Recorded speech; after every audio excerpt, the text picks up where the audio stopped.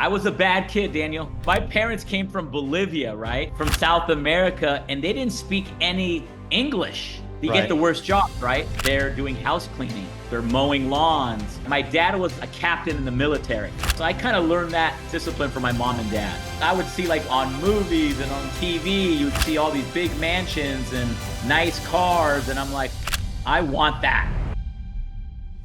And I was that kid. I was always hungry, and I got a job, my first job in corporate America, and I get fired.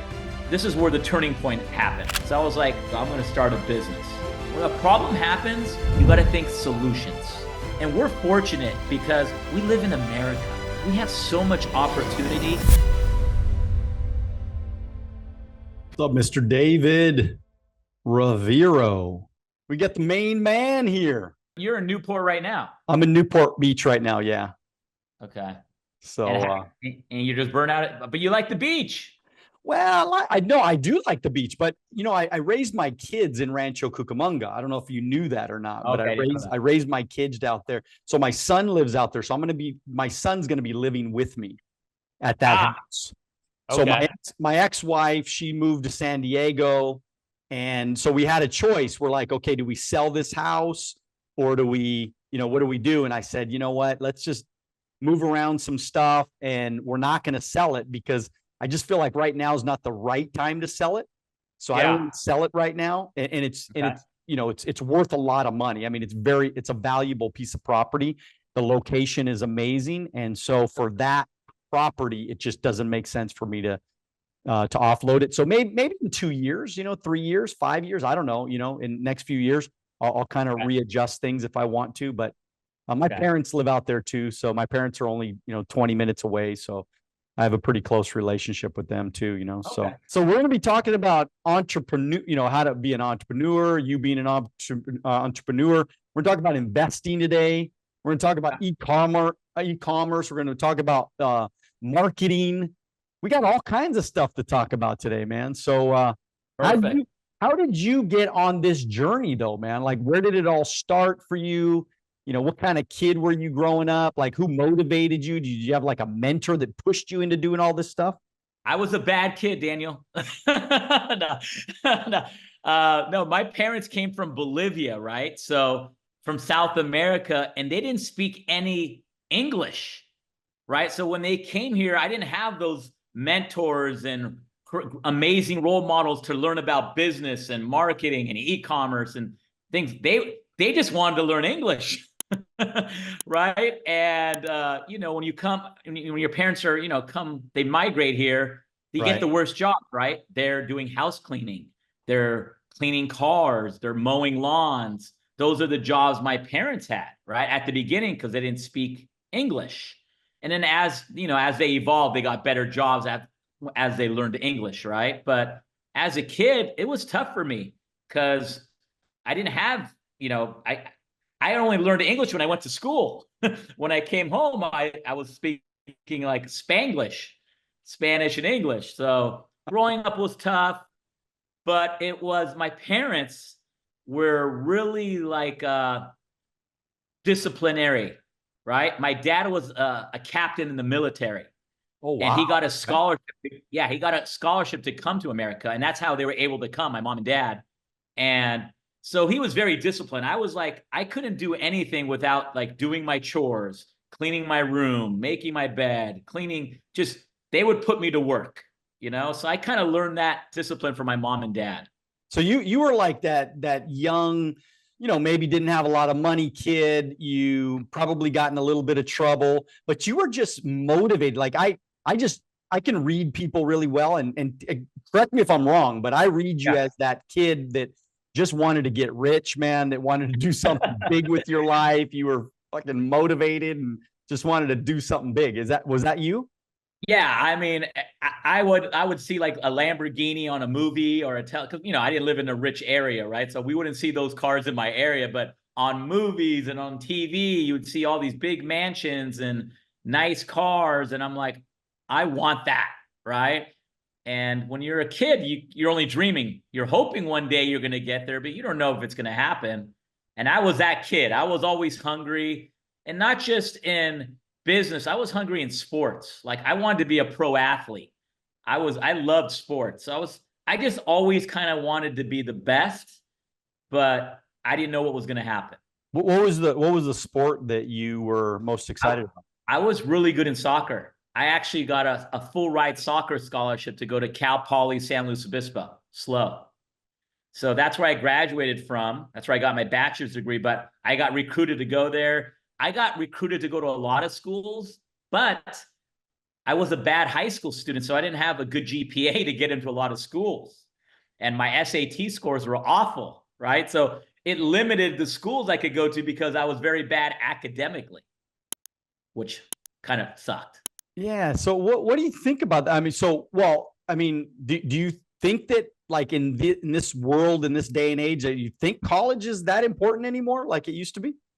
It's funny you say that. I tell people now, like, I'm not gonna, like, my kids probably will not be going to college. I'm just being, unless, 20 years from now, or 18 years from now, the whole school system changes, right? But as the way the school system is currently, I will not send my kids there because they're going to learn more with me at the dinner table in an hour than they'll learn in 4 years in school, unfortunately, right? So to me, it would be a waste of time, a waste of money. And in those 4 years, they could already be doing 8 figures in their business. Yeah, I mean, it just going to one of your growth talks. I mean, you do growth talks every month now, and you bring in some of the most badass people and into your, by the way, your mansion, your freaking Beverly Hills mansion on the hill, one of the most beautiful homes I've ever been into. And but yeah, I mean, you do these growth talks. So I mean, if people would just stick their kids in something like that, imagine what could happen to them. Because the way I look at it, David, and add, add on to what I'm talking about, we're you go to one of these growth talks, you're actually meeting people that are doing it right now. Not a college professor that did it like 20 years ago. He's talking about shit. Yeah. He's talking about the Macintosh, computer. Yeah. And these people at the growth talks, they're talking about what I did yesterday and how I built what I built yesterday. So tell me about that. Yeah, I mean, you mentioned a good point. I mean, you were a speaker at the growth talks, right? So I have people like you that are super successful that could bring so much value to the audience, right? Yesterday, I had Christopher Kai. I don't know if you know who he is, but this guy is a monster. He's on stages with Elon Musk and billionaires, right? Tim Story, just guys that are worth millions and billions of dollars. He's known as the billionaire networker. That's what he's known for on Google. Everyone knows. So he's networking with billionaires. I don't know about you, Daniel, but I'm not a billionaire yet, right? And who else? Who are the best people to learn from? Billionaires. They've been there and done it. And this is who this guy surrounds himself with, right? So I was with him yesterday. We're WhatsApping each other. We're becoming friends. He messaged me this morning. Like, these are the type of people I want to surround myself with because I'm going to learn from them. And those are the kind of people that come to the growth talks. I had billionaires, people worth hundreds of millions of dollars. He brought 2 of his friends that are billionaires. Wow. Yesterday. Wow. So I had like billionaires at my house yesterday, guys worth tons of money. People flew in from out of state. It's amazing. It's a great event. You get so much value and amazing networking. Yeah, imagine, and it's not that expensive to put yourself in that environment. I mean, it's not like you charge, tens of thousands of dollars to go hang out at, to be a part of this. Which, by the way, I just stuck my daughter in college. She's going to San Diego State, and again, I mean, college is. I don't think it's for everybody, and I think some people want to go to college. They want that experience or whatever. My daughter was one of those people. God bless her. Wonderful. We're doing it. But the way I look at it, man, I stick my son or I stick my agents or I stick my friend in an environment like that, they're going to get way more out of that event. Not to mention just the people you're going to meet, man. I mean, imagine you're going to rub elbows with billionaires. You're going to rub elbows with people worth millions and millions of dollars. And I just think it's just so valuable. I mean, so when you look back, right? Was there a turning point? Because it sounds like you were kind of a rambunctious kid, maybe got in a little bit of trouble. You were, obviously a focused soccer athlete, but like, was there a transition where you said, okay, soccer, I'm done with it. I need to move on and go start making money? Like, when did that happen? It's funny you mentioned that. So I got out of college. I went to South America and played soccer professionally after I graduated, and I tore tendons and ligaments in my left ankle when I was in Bolivia. But I kind of went there with a minor injury because my senior year I kind of got hurt a little bit. So when I went to go play soccer professionally, I was kind of going with a little injury. And then when I went there, I just messed it up really bad. So then I came back to California, to LA, and I got a job, my first job in corporate America. And after, I get my first job and I get fired at my first job. What was it? What were you doing, by the way? I was a recruiter. I was a headhunter. So I was hiring accounting and financial professionals, because when I got my bachelor's degree, I got it in finance. I was a finance concentration when I went to Cal Poly. So I knew about accounting and finance. So I was recruiting accounting and financial professionals. I got fired at my first job. And then this is where the turning point happened. I went out that night. I got drunk with my friends in Hollywood, tried to drive home like an idiot. There wasn't Ubers at this time, right? People drove to bars and clubs, right? I drove home, got pulled over by a cop, got a DUI, went to jail in downtown LA. I'm in jail with criminals, gang members. I was scared shitless. I felt like I was this tall. I felt like the biggest loser in the world. I just got fired from my job. I'm in jail with criminals. And then this is when the wake-up call came. I was like, corporate America is not for me. There's no such thing as job security in corporate America. I got fired and I have a bachelor's degree. And I was the hardest working guy in that freaking office. And I'm like, how did I get fired? Because I came in on a weekend to get a little head start, and I was trying to get the leads before everyone else because I was hungry. I wanted to make sales. Right. And I got fired because I tried to get the leads before someone else. So I was like, this is crazy. I'm like, I need to start a business. So when I got out of jail, that was the transitionary period. I go, I'm going to start a business. That's pretty wild. It just, I mean, I'm having flashbacks of parts of my life, when I was a young kid, and I just remember, hanging out all day long, being a loser at one of my buddies' house, drinking, smoking, doing stupid things, Yeah. I just remember going back home that night and feeling like such a fucking loser, man. And I felt low too. I felt really low, felt very small. And I was kind of disgusted with myself. I was like, is this what I'm going to do with the rest of my life? I'm going to literally be a freaking loser. And then like a week later, a buddy of mine recruited me into the company that I ended up building, that I've had for 28 years, And so, but what an amazing thing that one bad situation, one, kind of a light bulb goes off in your head. And next thing you know, you change your life.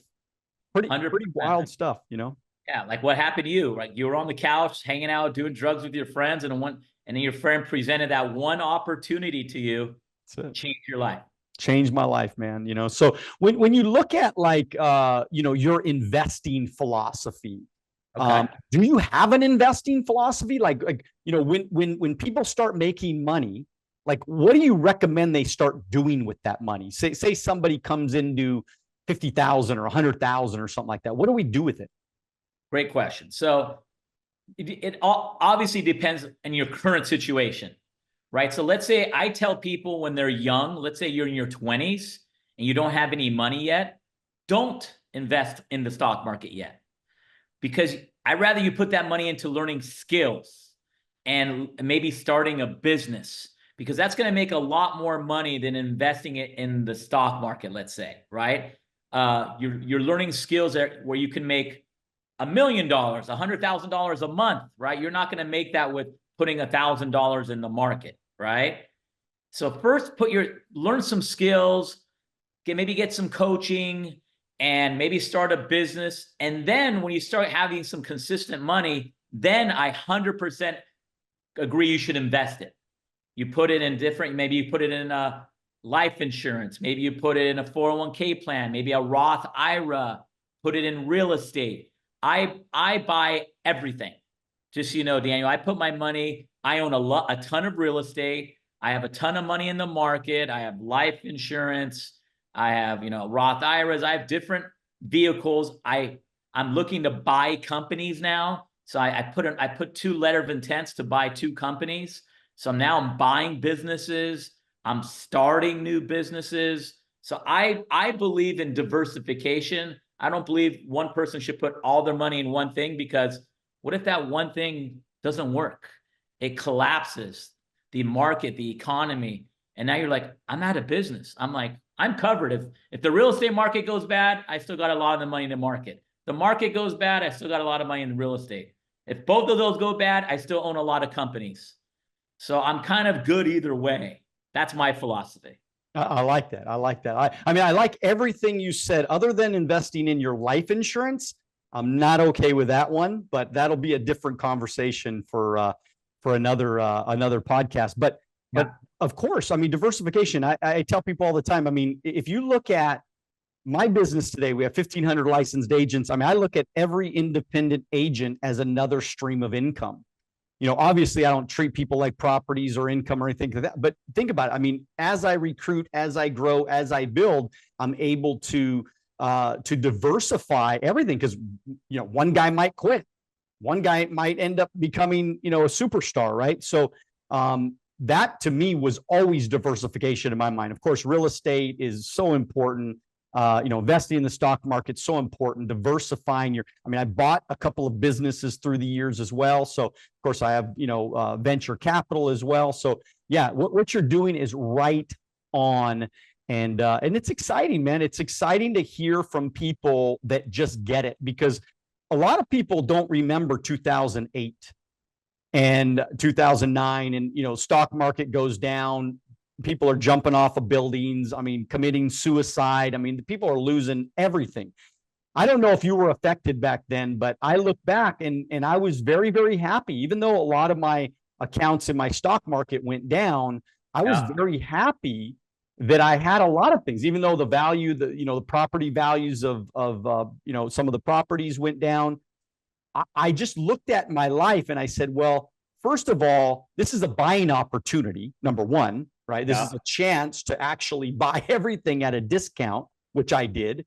And looking back, you go, but I'm so happy that I was diversified through my businesses, real estate, and market. So, when you look back though, as you were starting your businesses and in your business cycle career, was there any challenges? Like if you were to think about, fuck, man, this happened and this devastated me, or I had a major challenge here, or this happened, or whatever. Was there any challenges that you had? I mean, throughout the years as an entrepreneur and a business owner, we have challenges every day. I mean, that's the reality, right? Every day something breaks, something goes wrong. Because I run, let's say, a lot of traffic online. I have a lot of e-commerce related e-commerce businesses. So I'm running marketing ads. So let's say I'm running Facebook ads, and that ad's I'm making $100,000 a day in sales. And then Facebook shuts my account down. I'm losing $100,000 a day in sales. And Facebook I might not give you your account back for a month. So I just lost $3 million in that month. It's like crazy. Like things like that have happened to me. I've been in a lawsuit where I had to write a $2.1 million wire for a lawsuit case that I lost, right? Where I was in the right, where a lawyer screwed me over, and I had to write send a $2.1 million wire. So what happened? Like what did they accuse you of? What did they say you did wrong? It was an attorney we hired we had like insurance captives, and this guy just screwed us over. And then the arbitrator we didn't know this later, they golfed together. they golfed. Wow. That was the arbitrator. Wow. How fair of a case is that going to be when the arbitrator is a guy he goes golfing with on the weekends?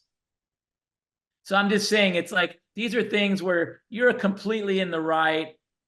There's, it's who you know a lot of times in legal, right? I mean, you hear the O.J. Simpson case, you see some of these people like, how did that person get off? How did that, if you know the right people, or you have the right judge or the right arbitrator, things work out for those people. So I've learned, but that taught me a lot about asset protection. I learned I'm never going to put myself in a position where everyone sees all my assets. So that was a wake-up call for me. And then I started getting involved in irrevocable trust and getting, getting things out of my name and protecting my assets. And now I'm more asset protected now. And I think it was a life lesson. And you learn from these life lessons, right? Like when I talked about the marketing, I talked about the lawsuit. There's, I've had ex-business partners try to steal from me, right? So I've had people I had a big marketing agency, an affiliate program. Do you know what an affiliate program is? Mm-hmm. Okay. So I had but explain it if somebody doesn't know, like what's okay. an affiliate program? So an affiliate program is, I had a whole bunch of it's kind of almost what Amazon is, right? A whole bunch of different brands pay other people to market their brands a commission. So let's say you have a clothing line, you get an influencer or called an affiliate to market my clothing brand, and then I pay them a commission every time they drive me a sale. So that's what kind of an affiliate program is, right? You pay influencers, affiliates to market your products, and you pay them a commission when they make a sale. So I had a huge affiliate program with all these affiliates. And then one of my tech guys tried to steal all my data, my affiliates, my whole software, and start his own affiliate program with all my affiliates, my tech, my back end. And then, these things have happened to me where people try to steal my business right underneath me. And I've had to deal with that. I've had to deal with business partners that were supposed to be focused on our business, and he's running a whole other business on the side and not telling me. Wow. And my other business partners, me and my other business partner, excuse my language, we're working our asses off every day to grow this business. And you have a whole other business that you're working on that you're not even bringing us involved in the business. And you're putting most of your time into that. So I've had all these business partners, doing other things behind our backs, people trying to steal my business, my customers, my affiliates, $2.1 million lawsuits, Facebook and ad companies shutting my ad accounts down. Like, I've gone through tons of stuff. Yeah, I'm glad you mentioned that, because it's, people think, they look at successful people and they're like, they got no problems, man. Nothing's ever happened to them. They're just fine. They've never made a mistake. Yeah. And it's just such bullshit. I mean, if you talk to anybody that has done anything of significance, these people have been through a lot of shit. So what's the lesson here? And the lesson that I get from it is you got to be mentally tough. There at some point in your life, you have to decide that I'm going to be tougher than any situation that comes my way. Doesn't matter what happens to me. Doesn't matter what lawsuit happens. Doesn't matter who does what. It doesn't matter, anything that goes on in my life. I'm going to be tougher, better, stronger than any situation that comes my way. Now I'm going to try to be wiser next time. I'm going to try to be smarter next time. So maybe some of this doesn't happen. And of course, we're learning lessons, but man, mental toughness is so key to living a life of abundance. Would you agree? Yeah. I mean, your mental mindset is everything. When something negative and bad happens to me, I'll be honest with you, Daniel, I'm already over it the second it happened. I'm already moved on. I'm like, okay, that happened. Great. I'm over it. Let's move on. I don't dwell about it for a half hour, an hour. I'm already over it after it happened. Like, bad things happen, things break in my business, because I own a lot of companies and things break. I have a fulfillment company yesterday. We're doing something for Travis Scott, and huge problem happened yesterday. And it was a big problem. I had like 65 guys. I had to work 24-hour shift last night because he needed this emergency. It was a big mess up. It was a big client and make tons of money. And that's a huge problem. And I had to pay double time and overtime and all the crazy things. People are working all night. They're working right now this morning, right, to get this out for Travis Scott, one of our big clients. So it's just, you're doing these things, problems happen every time. I don't go, oh, no. I go, call every agency we know and get 60 goddamn people out there and let's get it done before the morning, right? Problems happen. It's all about, you're already over it. You just think, when a problem happens, you got to think solutions. And it's all, like you said, it's about mindset, getting over it, and just coming up with a solution. And I actually like problems. It's funny because you learn from them. And now that problem's never going to happen again because you've learned. And it makes you that much closer to getting more and more successful. You're make those mistakes that your competitors are going to make. You're like, I'm not going to make that mistake anymore, and they're going to make it because they don't have that life experience. But yeah, it's all about. Plus, you become the coach. You become the leader because you could talk about the experiences. You've already been through it. That's why I think coaching and mentorship is so key, because if you ask a coach, especially somebody who's been around a little while and they've been through a lot of, experiences, you can ask them, you could say, how do I do this? How do I do that? But then you got to become coachable, I think, because if that guy is where you want to be and he's giving you advice, he's telling you that based on experience. He's not telling you that based on, hey, I think this is going to work. I think this will be good. But he's like going, all right, I've been through that shit. I know what you're going through. I get it. This is how you need to approach the situation. So when you think about e-commerce, what separates you? Like, what is, is there any differentiator between you and maybe some other companies that you've seen? It's funny that you say that. I've put in the reps, right? Just like you have. Why you've been in your business, what you said, 28 years? 28 years, yeah. Okay. In 28 years, you know your business better than anyone in the industry.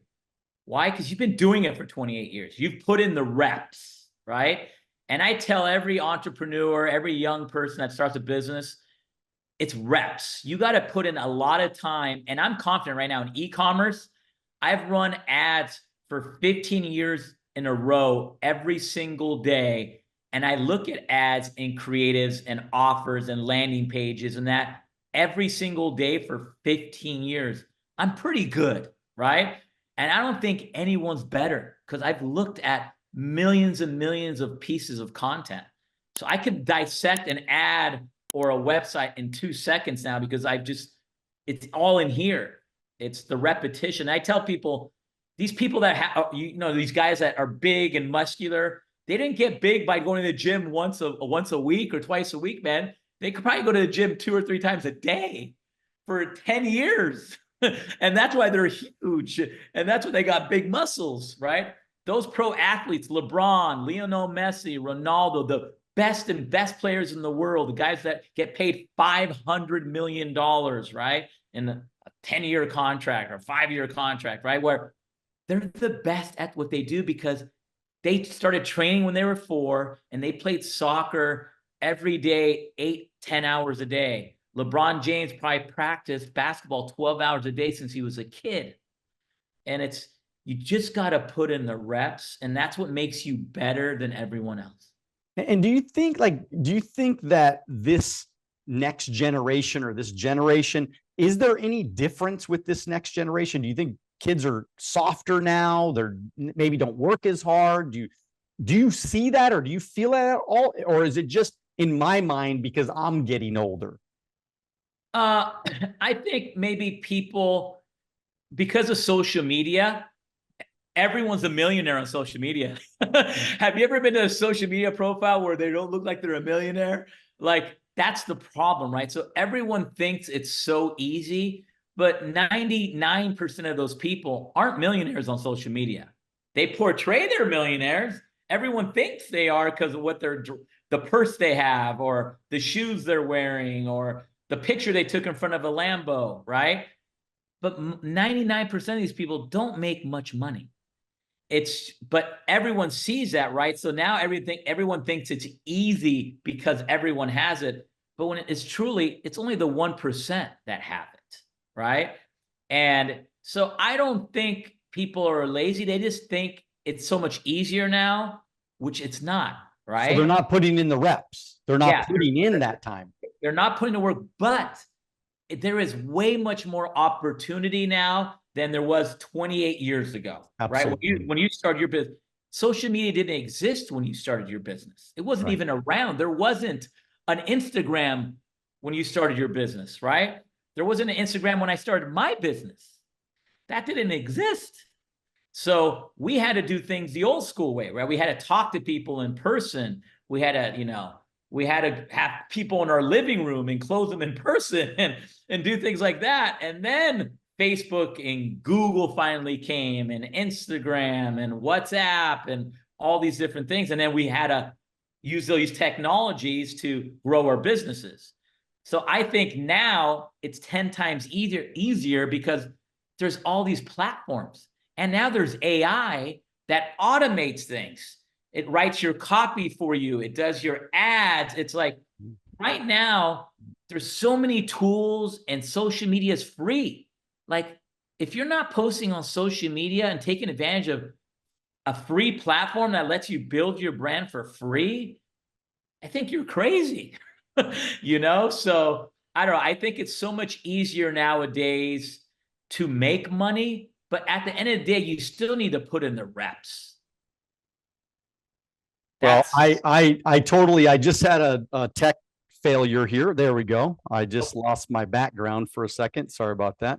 Other background was nice too. That was yeah. That was the thing stuff. No. I mean, you're right. And I was just thinking as you were talking, I was thinking like, I mean, in 1996, I got started. And so, I mean, we had payphones, man. We had to go to payphones. I mean, I had to carry change in my pocket for when I had to contact my client or whatever, or you'd have to drive an hour in traffic and then you would get there and they wouldn't be there. Imagine. Yeah. I just text you this morning. I'm like, hey man, just wanted to confirm we're going to be on for this morning. You're like, yeah, no problem. You send me a little thumbs up, blah, blah, blah, whatever. Like, imagine. We didn't have that back then. You have to actually go to the people's house. If they didn't answer their phone for whatever reason, because they were out in the backyard watering or something, you're not going to get a hold of them. I mean, we have our phones basically glued to our bodies now. So when you get a text or something happens, we know about it. It's wild. You're in Newport Beach. I'm in Beverly Hills right now, and we're doing a podcast. Yeah. That's freaking amazing. I could be right now in freaking China, and we could be doing a podcast. It's unbelievable. So and now the phone is a computer, right? Like I'm on my phone now more than I'm on my laptop. Right. It's my computer. It's like I could be anywhere. As long as I have a charger and I have my phone, I can travel the world and do business. And that wasn't available before. So now it's like, that's what I mean, that it's easier now to make money, but you still need to put in the reps. Right. Because you have your phone, you could contact anyone, you could build relationships, you could post on social media for free. You got coaching and mentors all over any internet. If you want to be an expert in selling stocks, there's coaches on that. If you want to be an expert in real estate, there's coaches on that. If you want to be an expert in freaking health and beauty, there's experts in that. It's like, it's so easy to get educated in the field now and to become an expert in something. It's at your fingertips. So I don't know, when people how does the political climate affect you? Like where does politics play? Does it play any role in what you do at all? Like in your life and investing and all that kind of stuff? Yeah, anyone that says politics plays a role is not a businessman. I'm just being honest. When I've had Democrats presidents, Republicans presidents, It doesn't matter. I've made money with Democrats in the office or Republicans. I live in a Democratic state. I live in California. It's been Democratic ever since I was born. So it's been red. I mean blue, right? So it's a blue state, Democratic, and I lived here my whole life. It's very obviously taxes are very high. There's state income tax. There's all these regulations in California. It's the most regulated state in America. So it doesn't matter where you live. You can make money wherever you are. And we're fortunate, Daniel, because we live in America. And even though there's tons of taxes, we have so much opportunity. It doesn't matter who's president. Obviously, I'm Republican, so I don't care if it's Trump or whoever's running for office and that represents the Republican Party. And the only reason is because I want to save money on taxes and I want less regulation so business owners, capitalism could survive and grow. When you put regulations, you put all these taxes, the small business owners are the ones that get hurt the most. People that know about taxes and people like me aren't going to get affected by who's going to be president, if it's a Republican or a Democrat. It's the small business owners that are the ones that are going to get crushed. And that's why I think it's important who wins in that, but it's not going to really affect your business. Well, yeah, I mean, I've been saying this for years, man. I made money through every president that has come through, and there's no president that made me not make money. Always had opportunity because we live in America and I love America. I mean, I fly my flag every single day. I mean, there's just, I am completely grateful. I've traveled all over the world, and every time I step back on that plane or I get back into LAX, it's like, thank God, right? I mean, I love, yeah. I love America. Like I love traveling. I mean, traveling is my hobby. This is what I love to do.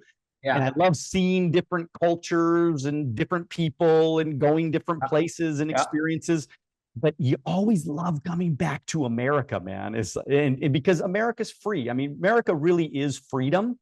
This is the challenge that I see, David, and I think we're on the same page here, is that what I see for the future is very scary, right? We had a great upbringing because, we were born in, around the 70s. And so all our life, we've kind of had, the Constitution was still a big part of being an American. And of course, we want to be, good Americans. And so we follow the Constitution, things like that most of our life. But slowly but surely, it's kind of being eroded. Do you kind of feel that way a little bit? I mean, socialism is kind of creeping its ugly head into America. Do you feel that? Do you see that? I definitely see it. And it's us as adults and what we got to teach our kids, right? Because that's the next generation. So us as parents, when you have kids and what have you, you need to teach your kids like, this is right and this is wrong. It's funny. I had the Patriot Barbie was one of my speakers last night at my Grow Talks event. I don't know if you know who she is. Yeah. I've heard of her. She's huge. She was with Elon. She was with who's she with? She was with Tucker Carlson last Friday. And Russell. Wow. Okay. I was actually, me and my son, we went to Anaheim and saw Tucker and Vivek Ramaswamy and RFK. Yeah, and she was with Russell Brand. They're like friends, right? They like hang out. She was with Donald Trump 6 weeks ago. She was my speaker at the Grow Talks yesterday. And it's funny, during her speech, she went to like the border where she has kids, and she dressed in like a cat outfit. A cat, like dressed up as a cat. And her school where her kids were going, the school was becoming very liberal, and kids were able to declare themselves as a cat, as a dog, as how LGBTQ. Yeah.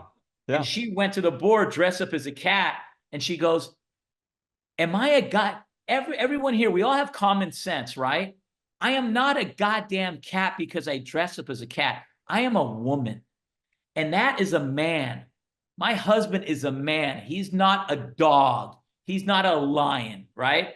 And it's how you raise your kids, right? You got to teach your kids. There's not all these different races. There's men and women, and that's it, right? And I think, yes, it's crazy what's going on. And I love having people like her and all these people that are fighting it, because you need that other side to fight the crazies that think that you can be a dog and you can be a cat. And like, who thinks like that? I don't know what cocaine or heroin or whatever they're on, but I mean, what's going on? Like, there needs to be the other people that are rebelling, which I'm happy. There are those Patriot Barbie, and there's all these people. There's Tucker Carlson, and there's Elon Musk, where there's a platform now where they're not like suppressing the truth. Like, there's free speech. Like, wow, that's back now. That's crazy. There wasn't free speech before Elon Musk. Now people could actually post things and it's not getting shut down in 2 seconds. I mean, Mark Zuckerberg just came out and said, like, he was pressured by the Biden Harris administration to suppress free speech. I mean, we got a couple of things that unite us as Americans. Let's be real clear.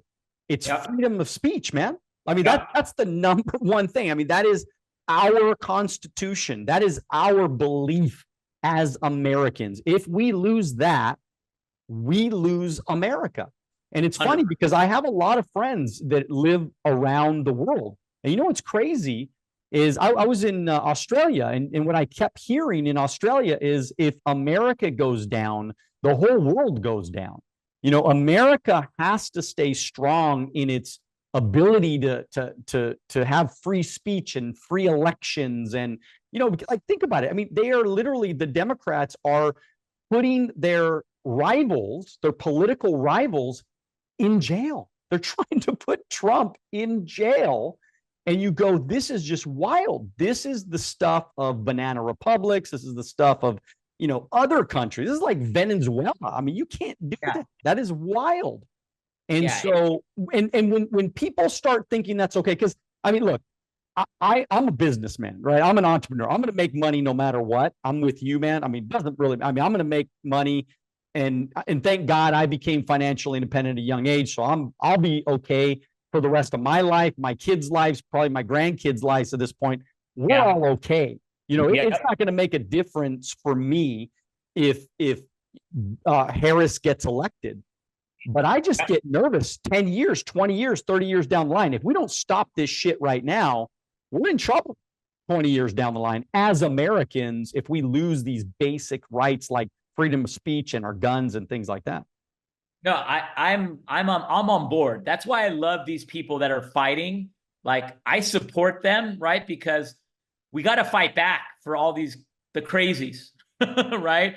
Totally. All this woke stuff, these crazy woke ideas are like, I don't even know who came up with these crazy woke ideas, and people believe them. It's like, I don't even know how people could believe some of these things, and it's scary. And I'm super happy that people are fighting back, because just imagine they didn't fight back. We would have like communism here. We would have socialism. And that's why, like, states are getting divided, right? Thank God there's states that are Republican and there's states that are Democratic, right? So if you're in a state and they end up, let's say that California, they completely just mess it up, and like, you can't leave your house without, you know, wearing a mask or whatever. It becomes totally crazy. Guess what? I would have to go buy a property in Florida, or I would have to go to, you know, I would have to go to a Republican state. It hasn't got to that level, right? But they're almost making it like that, right? They're making it where certain states, like, you don't even want to live there anymore, because it's just the rules and regulations, what they're doing. And the US is going to divide. There's going to be 30 states that are Republican, that are like, hey, capitalism, less taxes. And there's going to be 15, 20 states that are, hey, the woke people. And you're going to see those states are the ones that are going to go downhill. I mean, all of the messed up states are run by Democrats. Like, what I don't understand, and I'm still confused about it. Okay, if I lived in Chicago, let's just say we lived in Chicago, there's like like 14 or 15 murders every weekend, maybe even more. I don't know. That number might be wrong, but I think there's even more. But there's like murders every single weekend in Chicago. And the crime is through the roof. People are broke. I mean, the economy's bad. People are stealing everywhere they go, kind of like California. There's like, I mean, could you imagine there's a $900 cap? Like if you steal $900 worth of stuff, we're not going to put you in jail. If you steal 1,000, we're going to put you in jail. Like who came up with that idea? Who came up with that brilliant idea? So, but imagine you're living in Chicago and it's run by Democrats forever and it's a total mess. And you go, you're scratching your head going, why do we keep voting these people in? Like, why do we keep putting the same, senators and congressmen and all these people that are running the city, mayors and governors, and, why are they the same people all the time? And these people that are living there, don't you think you would say, all right, this is bullshit. Like, I can't believe California, the people of California. I mean, we're a pretty educated state. I mean, a lot of people are educated here. A lot of people are very smart, very bright. But you're going, why do you keep voting for Democrats as your taxes go up and the services go down? And you're a sanctuary city allowing illegals to come here to devastate our economy. Why do we keep voting the same people in when that's not okay? I don't get it. Yeah, no, it's crazy. And what I think it is, that's one reason why they let a lot of illegals in, because now they're letting them vote, right? And they're giving them access to vote. So that's their whole game plan, right? You let illegals in, so then they could get the votes. That's number one. Number two, they give a lot of things to the very, very poor people. Right? There's a lot of government programs, so then they'll get their votes, right? It's the middle class and the upper class it's the middle class that's getting affected, unfortunately. And the middle class needs to wake up and go, these handouts they're giving you, you'd make so much more money if you actually just became more capitalistic rather than take these free handouts that people are giving you. You live a much better life. And if people understood that, more people would vote Republican. I just don't think, it's the messaging, right? The Democrats control all the media, right? They control all the media outlets. There's like one or two, there's Fox and there's X. Those are the only like Republican channels in the world, right? Everything else, every channel on TV, every newspaper, every magazine, it's all owned by the Democrats. So when you control the media, you control what everyone's seeing. You could brainwash people pretty easily. Yeah, it was crazy because the debates were on last night, and Donald Trump, the two moderators, I felt like Donald Trump was doing a debate against three other people. It was literally 3 against 1. And because the moderators were like fact checking Donald Trump, they never fact checked Kamala Harris, but they were totally just like every time they would go, "Oh, thank you, Miss Harris, we really appreciate it." And then when it was Donald Trump, they're like, "All right, you're done, Donald Trump." Miss Harris, and then it was so one-sided. It was almost comical because if you thought it wasn't one-sided, you're in outer space. You're on another planet. You have no clue about anything. And it was sad. It was sad to me that we're in this situation where, to me, the commentators should be so curious because they're journalists. They're real journalists. Yeah. And they should be so curious to go, wait a minute, Mrs. Harris, why is it that you flip-flop on this? Why do you want to give immigrants transgender surgery?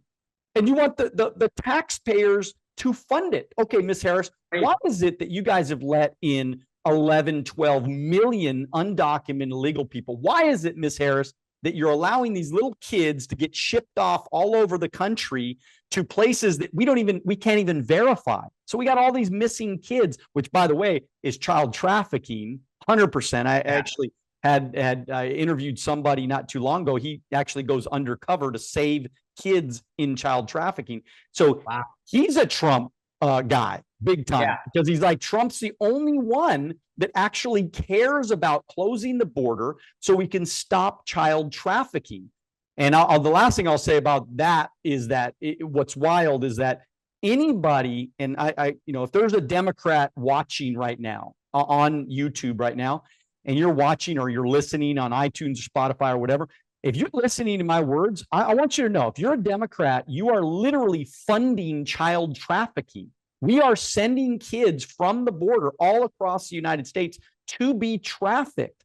And if you don't understand that, watch my other podcast that, and I'll leave the description down below of that podcast. But it's absolutely crazy. And that, to me, David, is one of my biggest issues, man. Like, I don't want to see that. I don't want to see little kids getting hurt. I don't want to see bad things. And I don't think any Democrat would really want that to happen. I don't think they ever want kids to be harmed. I don't think any realize that they're allowing that to happen by their vote. Yeah. No human being ever wants that to happen. It No. doesn't matter red or blue, Democrat, Republican. It's just kids don't know. They're kids, right? And you can't do things like that. Like, I don't know.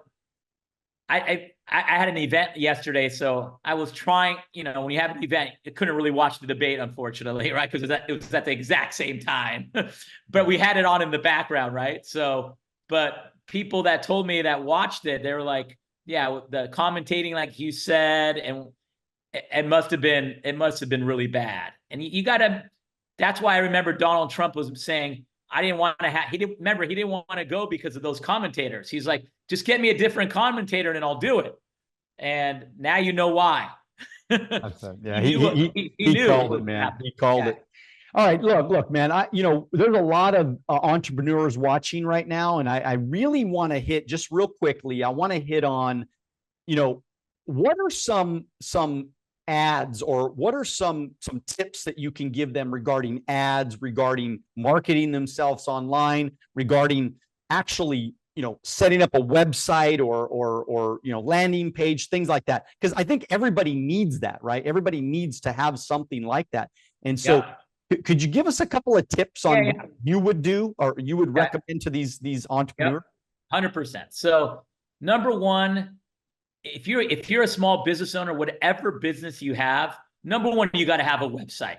If you don't have a website, that's your way of showing people what you do and for people to buy your product or service or schedule an appointment with you, right? Or go to your restaurant or your chiropractor business or whatever you have.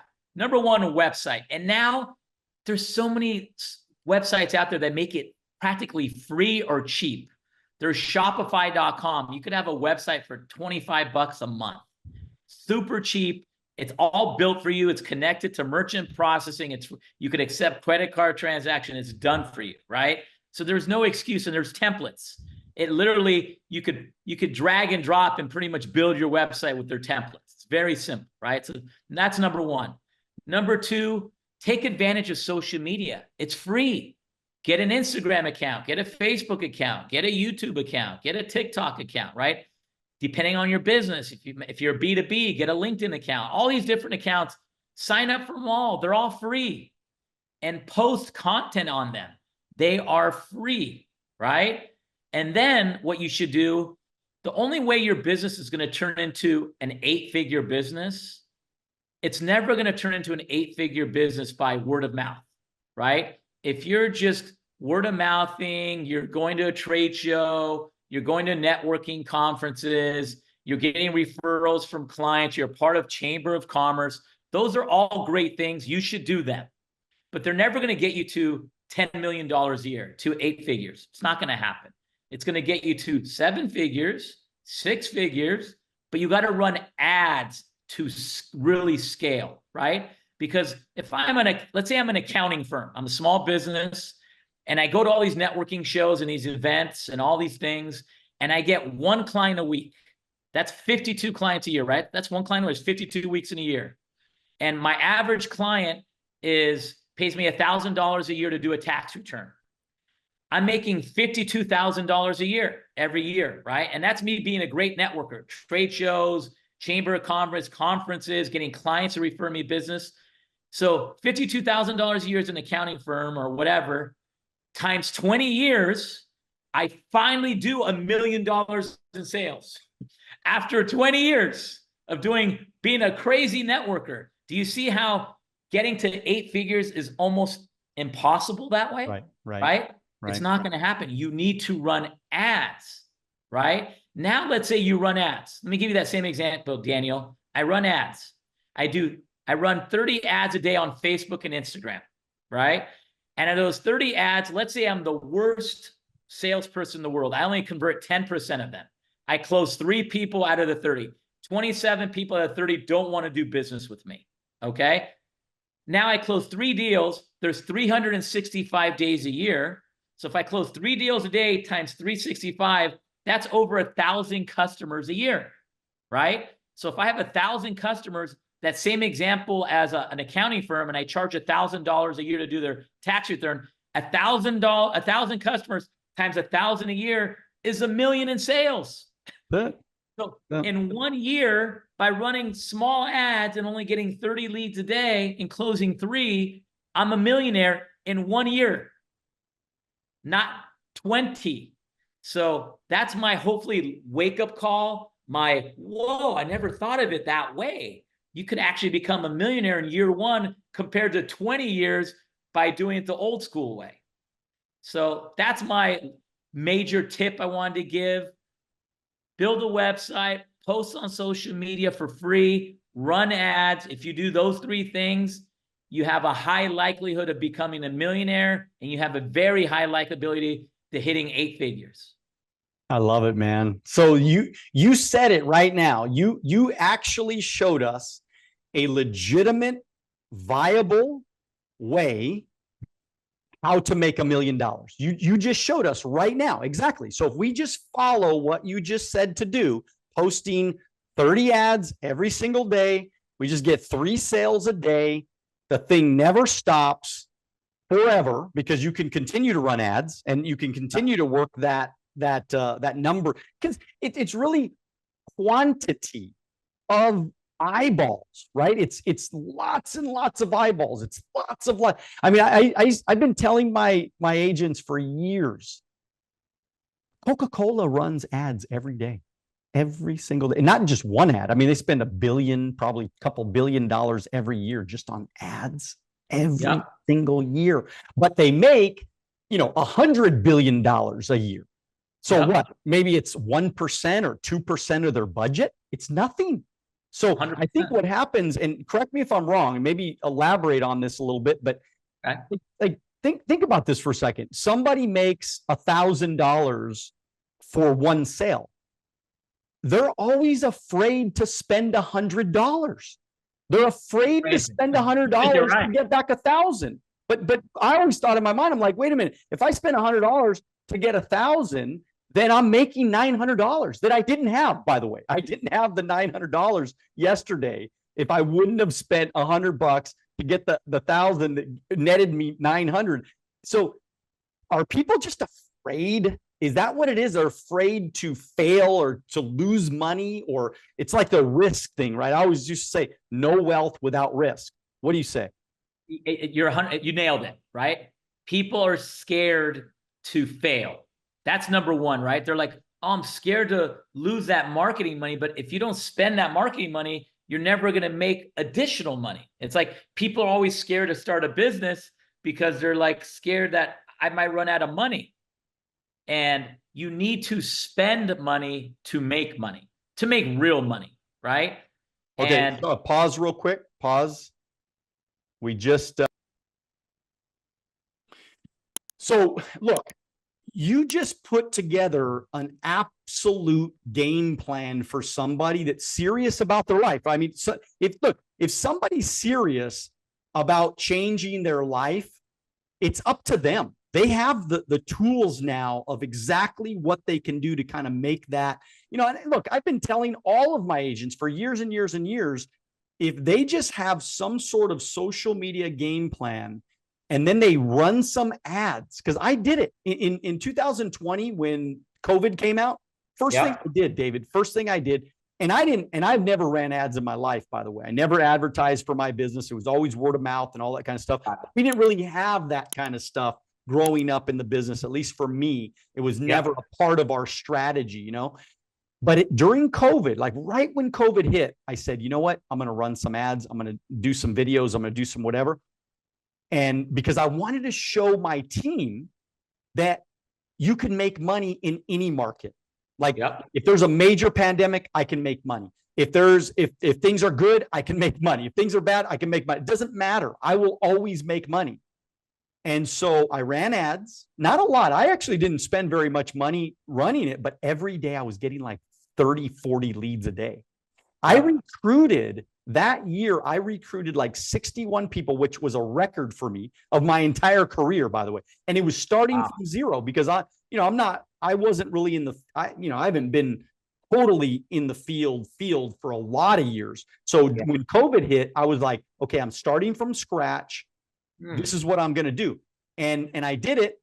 I had my best recruiting year. And I had one of my best sales years, personal, like just by myself. And I'm sitting in my underwear on a laptop all day long, David. So like, imagine. I mean, I brought in funny. so much too much information. Exactly. No, it is funny though. It is funny though, because I think one of my kids took a picture of me looking downstairs because it was in my old house and in the dining room. And I had black shorts on, but it totally looked like I was in my underwear.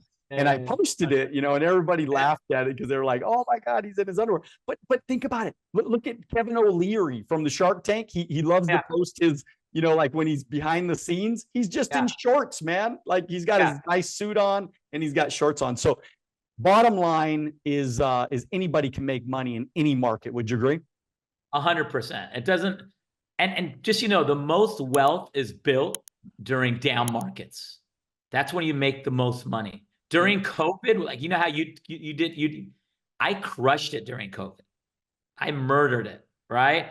2008 and 9 in the real estate crash, I bought real estate property. Right. I bought the house I live in now. It's awesome. Right. So, I mean, you do things, right? When everything is bad, that's when you dive in. And that's when you work harder, because that's when the opportunities are. There's more opportunities because everyone's panicking. And that's when I bought more stock. When COVID happened, I bought way more stock because all the stock crashed. They went crashing down. I'm like, these companies are going to be back in business. These are just like Coca-Cola. These are companies that are like not going anywhere, right? And I bought these blue chip stocks because I knew they were going to come right back up, and they did. And I made a ton of money during COVID because of stocks and business, and just, you got to take advantage of those opportunities because they don't happen every year. They happen every decade. So when those decade opportunities happen, take advantage of them. For sure, man. For sure. Yeah. And like you said, you can't be scared, right? You mentioned people are scared to run ads. People are scared to start a business. I always say this, if you don't do it, you're going to be in the same position you are now. And are you happy in the position you are in now? And 99.9% of the people say no. Then go, you need to do something different because it's not working, right? If you're not happy where you're at, do something different. And that's why you got to try. If you don't do anything different, you're just going to be in the same position you were a year ago, 5 years ago. Well, you're absolutely right, man. I mean, that's why, look, I mean, we recruit every single day. My organization's recruiting like 200 people a month right now. So if there's people out there that are like looking for something different, like just show me, teach me, help me, whatever. I'm still coaching people, man. I'm still training people. I'm still actually personally training people. My son's in business with me now, which is awesome that, he's understanding the business now, a license and all that kind of stuff. And I want to help him. I want to see him become successful. I want to see him do well. So I'm getting in the game, man. So I'm training people right now, and I'm having a blast, by the way. I'm loving it. I'm having so much fun right now doing it, training up, building up new people right now. It's so much fun. So David, tell me what two things, right? What do you want your legacy to be? And number two, how do we get a hold of you? How do we, connect with you? How do we know more about you? So legacy wise, I want to change 100,000 people's lives. That's my goal, right? Either they'll read one of my books I'm going to write.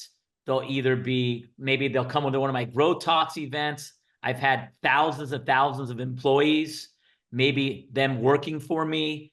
Maybe, they'll watch my posts I post on social media day on YouTube or Instagram or TikTok, and they'll learn the nugget.